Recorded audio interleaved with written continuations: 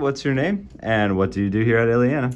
My name is Melanie Bennis, and I am one of the school counselors here.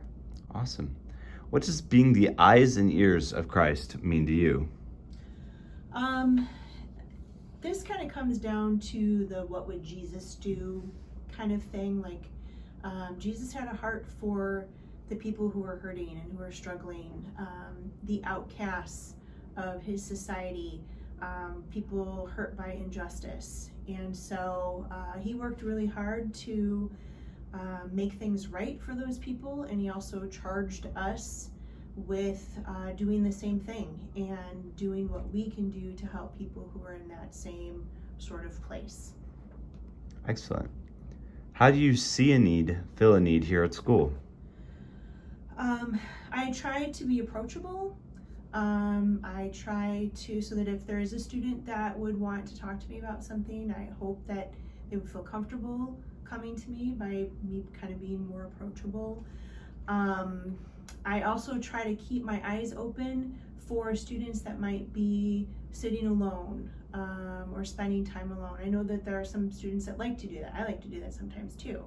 But in a high school setting, that's maybe, there are students I think that don't feel comfortable being by themselves. So I try to keep my eyes open for them, try to go out of my way to say hi, so that they feel like they're seen and they feel like they're heard. Excellent. For the students, what's a way to tell if someone has a need? So for students, with our friends, we know when our friends are off. We know when there's something going on. And so it's pretty easy to kind of notice that. So if that's something that you notice about one of your friends, ask them. Just be like, you don't seem like yourself lately. Are you doing okay? You're quieter than normal, or something that might be different about their behavior, and just ask them what's going on. Another way is to just be on the lookout again for maybe someone who's sitting by themselves at lunchtime, or they're at break. Again, kind of maybe hanging out by themselves before school, after school, and maybe go out of your way to say hi and introduce yourself and say, hey, do you want to, I'll introduce you to some of my friends, or why don't you come sit with us at lunch? Just doing something that helps others feel included. Awesome. What's your favorite way to encourage someone? So there are a lot of ways, so I'm trying to narrow it down. I just love music. I enjoy music. It's always been a part of my life ever since I could remember. And so when there are songs that encourage me, inspire me, lift me up, when I know someone else is struggling, I like to share songs with them. So I'll go on YouTube, I'll find that song and I'll text it to them to hopefully help lift them up or encourage them in ways that song has encouraged me. I also like to send silly videos and funny videos just to make someone laugh. So those are probably the two most common ways I try to encourage people. Pretty simple. Yeah, really cool. Mental health can be a big problem under the stress of high school. What do you recommend for someone struggling? What can a student do to help a friend struggling? So what I would recommend for someone who is struggling themselves, I'd say don't do this alone. Don't do it by yourself.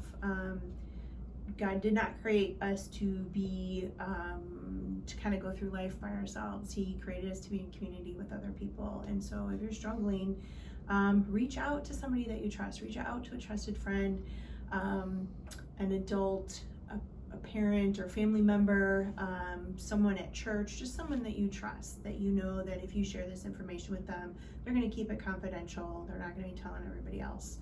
And don't go it alone, because it's so much easier to carry a burden, carry a struggle when you know you're not doing it by yourself. You've got people by your side doing that.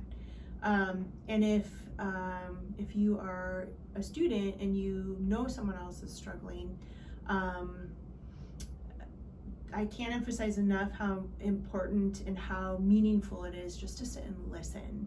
I know sometimes we might feel like I need to give advice. I need to tell them how to fix this problem. I need to try to solve it for them. and just listening, just showing them that we care. We're taking the time to sit and hear what they have to say, and then being present in that moment, not like being on our phones, texting, playing video games, whatever that is, just like giving them our full attention. Those things are just, I think, very powerful. And praying, offering to pray with them.